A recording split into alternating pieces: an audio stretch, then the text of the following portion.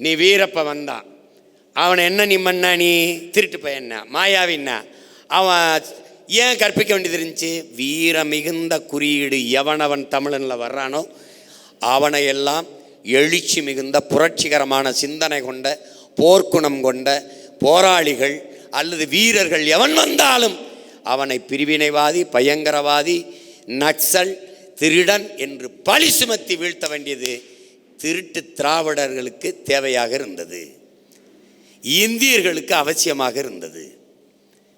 அதில் தான் நமது முன்னவர்கள் வீழ்த்தப்பட்டார்கள்.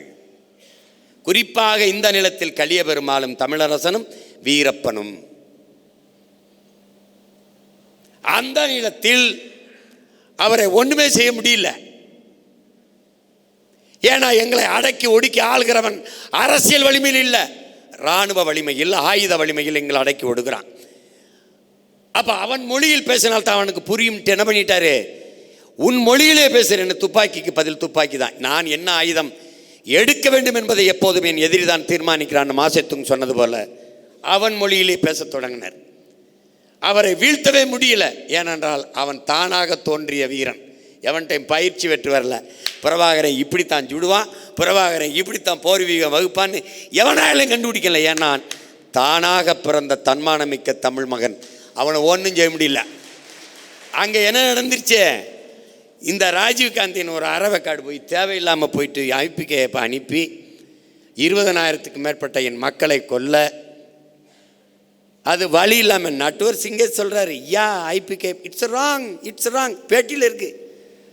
ராஜீவ் கொலை, யா அதற்கு ரியாக்ஷன் தாங்கிறாரு, அந்த படுகொலைக்கு ரியாக்ஷன் தாங்கிறார். சொல்லியிருக்காரா இல்லையா தம்பி நட்வர் சிங்? சோனியா காந்தியினுடைய குடும்பத்துக்கு நெருக்கமான நண்பர். அவர் சொல்றார் தப்புடான்னு. ராஜீவ்காந்தி கொலை தவறு. ஆனால் ராஜீவ்காந்தி அமைதிப்படை அனுப்பி என் இன மக்களில் 20,000 மக்களை கொன்றது கொடுந்தவர். அதை நீ பேசுனா பேச மாட்டே. நீ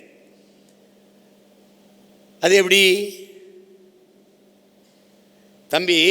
வன்முறையில் கொடிய வன்முறை தெரியுமா தம்பி? உலகத்திலே வன்முறையிலே மிக கொடிய வன்முறை.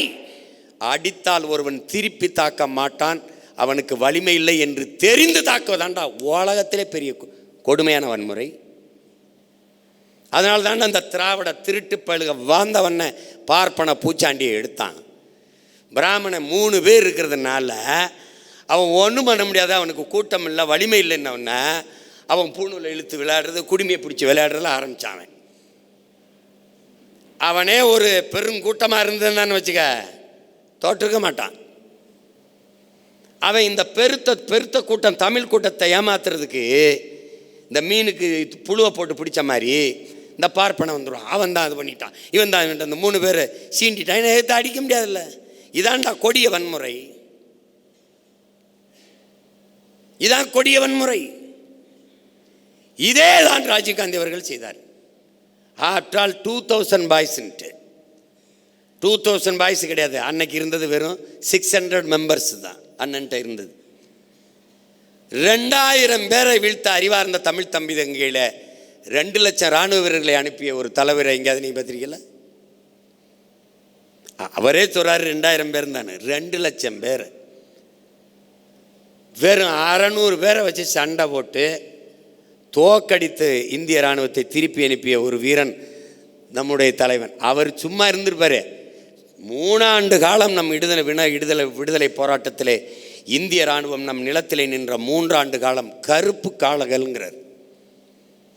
அதை மறந்துட்டு போயிட முடியுமா என்ன தம்பி? வரிசையாக உடல்களை உயிரோடு அடிக்கிட்டான் தம்பி.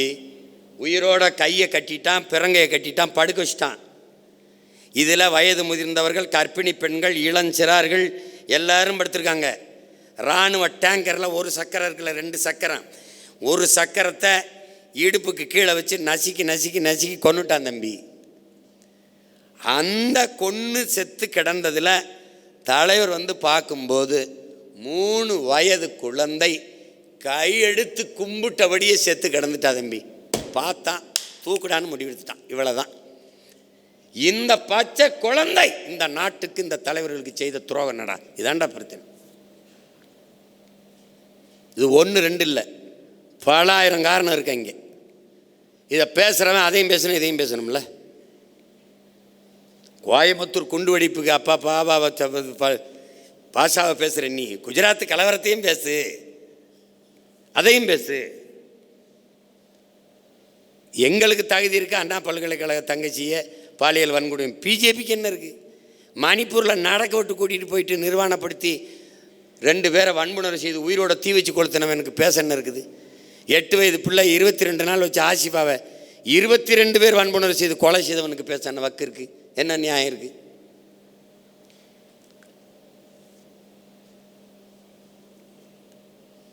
அந்த பழியை சுமத்தி அவரை எங்கள் பிரதமரை கொண்டார். டெரரிஸ்ட் ராஜீவ்காந்தியை கொண்ட எங்கள் அண்ணன் டெரரிஸ்ட்டு. தன் நாட்டு இராணுவத்தை அனுப்பி என் இன மக்களில் 26,000 மக்களை கொன்னவனுக்கு பேர் என்ன? International terrorist. அவ்வளோதானே தம்பி. ஒபாமா செஞ்ச காரணம் என்ன தம்பி? ஒசாமா பில்லடன் செஞ்ச காரியம் என்ன தம்பி? வேறு இடத்துலேருந்து அமெரிக்கா நாட்டுக்குள்ளே புகுந்து 2 இரட்டை கோபுரத்தை தகர்த்துட்டாரு. அதுக்கு பேர் இன்டர்நேஷ்னல் டெரரிசம். அதே ஒசாமா பாகிஸ்தானில் பதுங்கி இருந்தபோது அமெரிக்கா தன் நாட்டு இராணுவத்தை அவன்கிட்ட பிடிச்சி ஒப்படைன்னு கூட சொல்லலை, அத்துமீறி போய் அவன் படுத்திருந்த இடத்துல தன் நாட்டு இராணுவத்தை வச்சு கொண்டு விட்டு வந்துருச்சு. அதுவும் இன்டர்நேஷ்னல் டெரரிசம். எங்கள் அண்ணன் இந்த நிலத்தில் ராஜீவ்காந்தியை கொன்னதுங்கிறது நீங்கள் டெரரிசம்னா, நீங்கள் வலிமை மிக்க உங்கள் நாட்டு இராணுவத்தை அனுப்பி ஆயுதமற்று ஏதுமற்று இருந்த என் மக்களை 25,000 பேரை வன்புணர்வு செய்து கொலை செய்து குவிச்சது கொடிய இன்டர்நேஷ்னல் டெரரிசம். நீங்கள் என்ன பண்ணுறீங்க? ஒரு தரப்பிலேயே வல்லான் வகுத்ததே நீதிங்கிற மாதிரி எங்களையே குற்றப்படுத்தி காலி பண்ணிட்டீங்க. அவரை முடிக்கிறதுக்கு வந்துட்டீங்க.